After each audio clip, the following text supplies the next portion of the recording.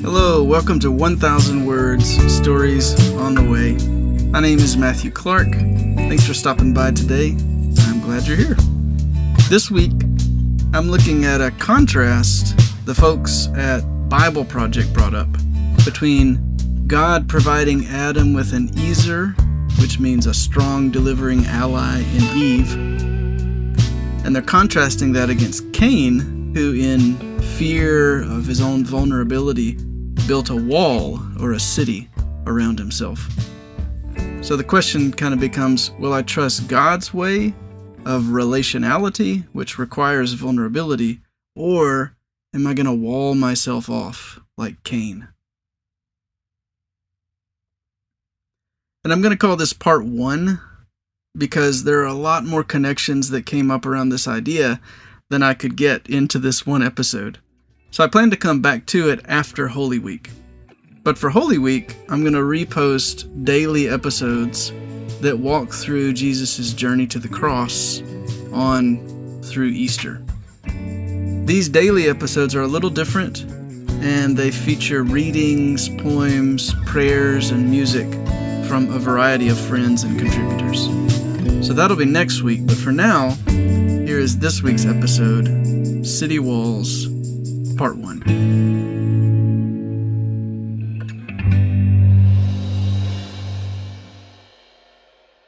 Little Judah was bringing me his favorite rocks. He is 6 years old. 2 of his older brothers and I were talking through the story of the Israelites' slavery in Egypt all the way up to the Passover. It was a bright, sunny day, everything in sight, glad to be drying out and warming up after yesterday's rain. Since it had rained, it meant the kids couldn't play in the muddy yard. We all just had to be outside, though. And so there we were on the front porch.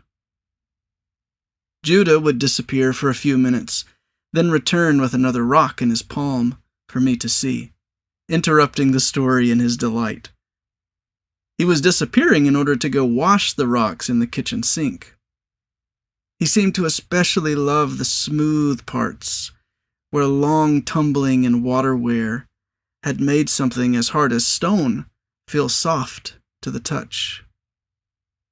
He would take my hand and guide my fingertips to the places that were particularly smooth. "Feel how smooth this rock is, Mr. Matthew.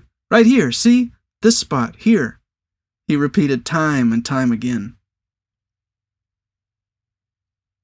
Judah's stones remind me of the ones young David picked from the riverbed on the way to meet Goliath. And they remind me of a lyric from a favorite album of mine by Matthew Perryman Jones called The Land of the Living.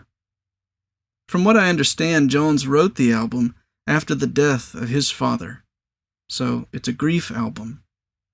I was listening to it a lot during my own season of grief about a decade ago. The lyric I'm thinking of goes, "The stones for the city walls were pulled from the riverbed." In the opening song of the album, Jones describes being in that place of darkness after loss that feels like drowning. How will we survive this?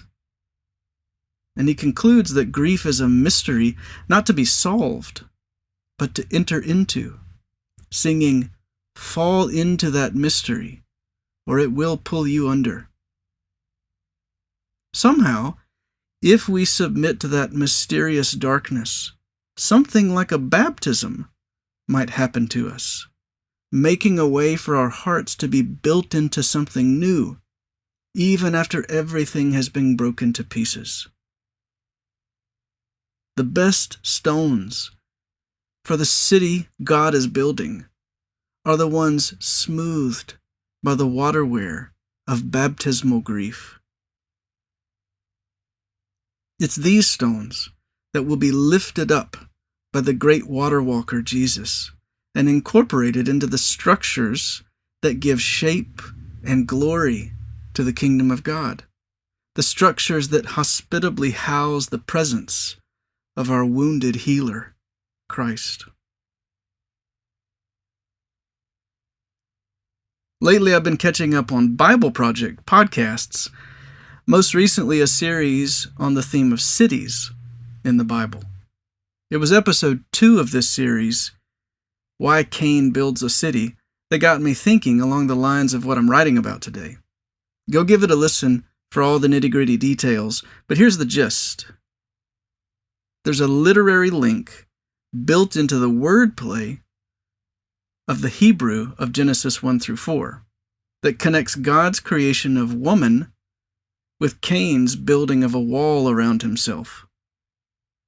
After God says it is not good for the man to be alone, he builds from the man's side a creature that will make it possible for the human to rightly image God in the world. And the word for this creature is Ezer. And Tim Mackey says a great translation would be delivering ally. This is what the woman is meant to be. The only other uses of this term in the Old Testament are in reference to God himself as humanity's delivering ally. So it's a beautiful and a strong office to hold, isn't it? Tim and John go on to discuss how things fall apart and Adam and Eve's children suffer. Cain kills his brother Abel and is banished. Cain is terrified to go out into the wilderness.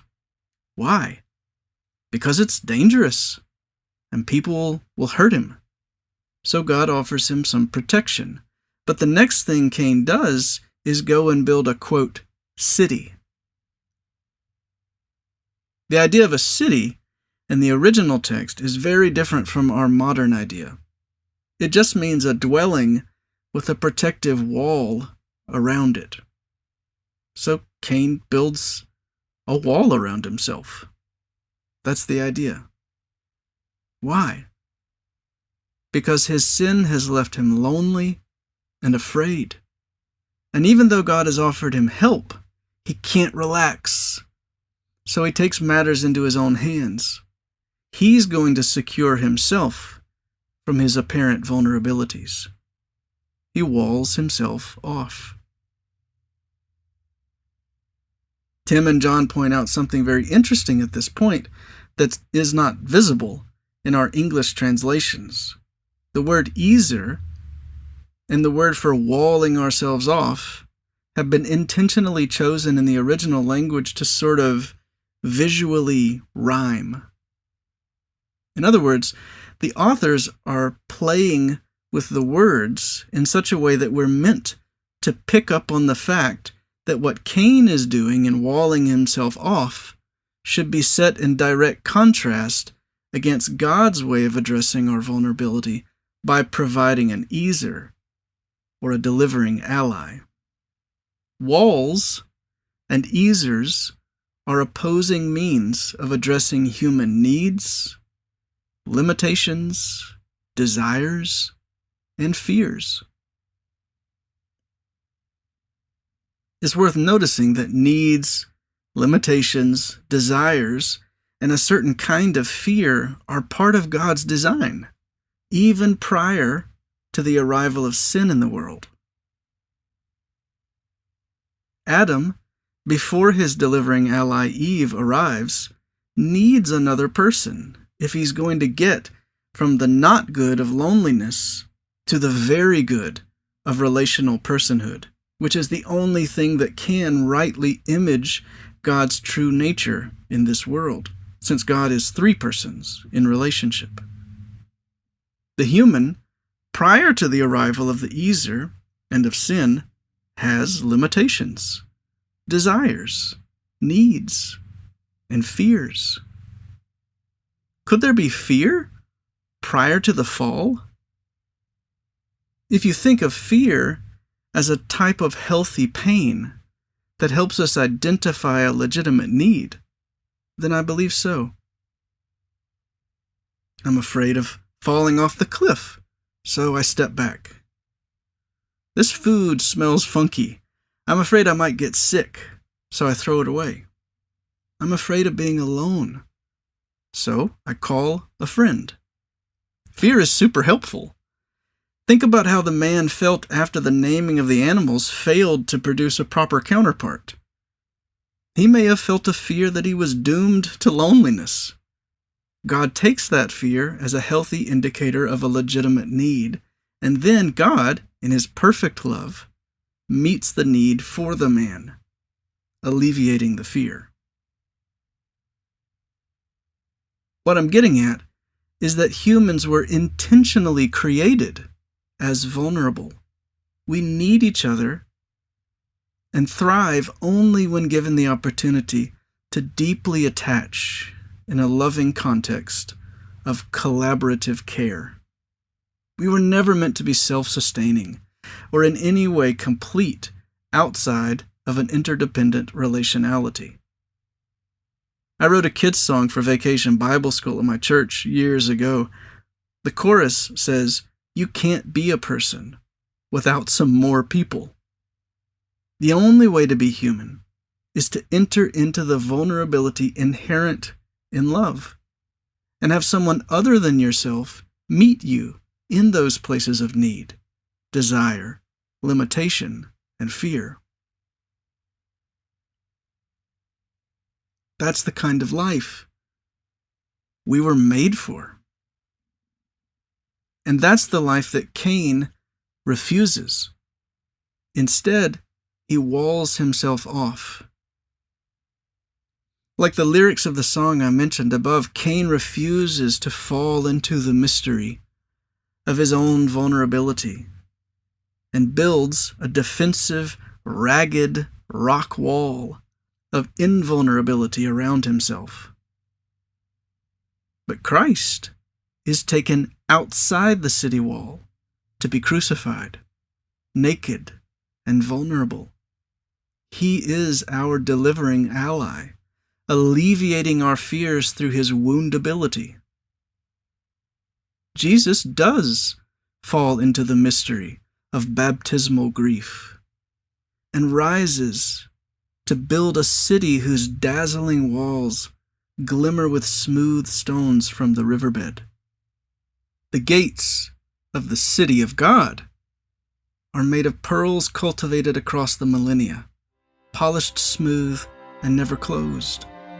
For the Lord Himself will be this city's protector and provider.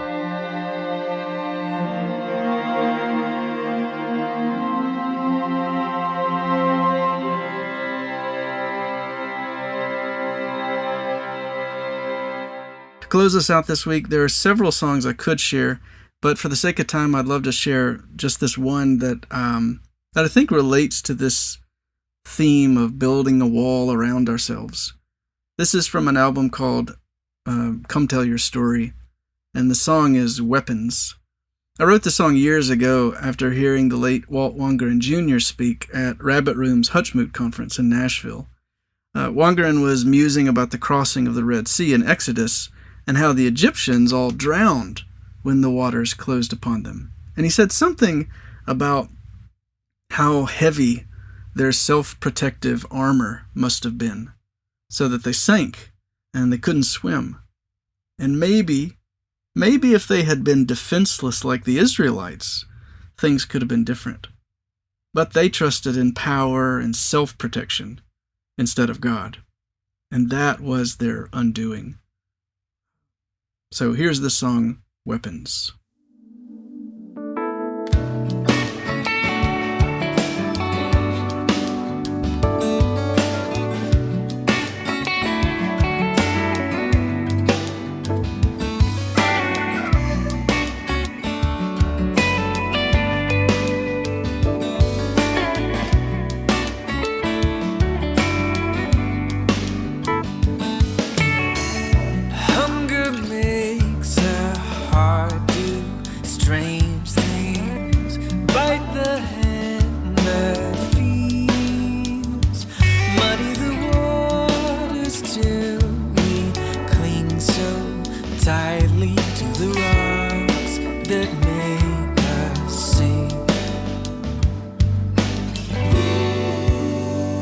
It's my weapons that weigh me down.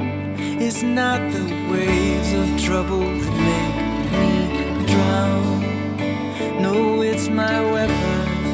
that pin me to the ground.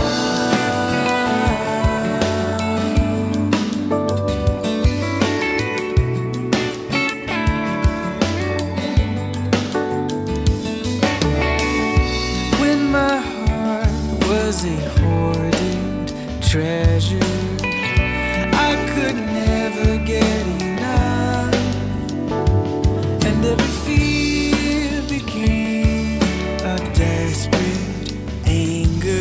Every fight I won, I lost. It's my weapons that weigh me down. It's not the waves of trouble that make me drown. No, it's my weapons that pin me to the ground.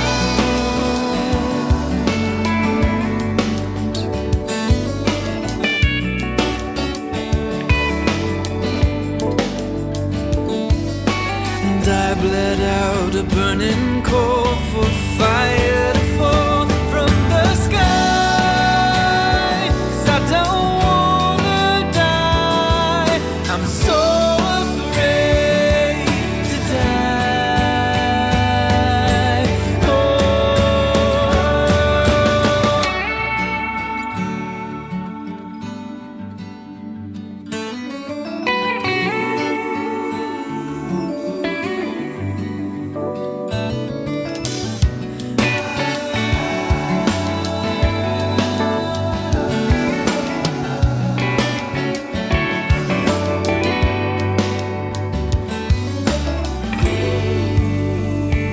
It's my weapons that weigh me down. It's not the waves of trouble that make me drown. It's my weapons that weigh me down. It's not the waves of trouble that make me drown. No, it's my weapons that pin me to the ground.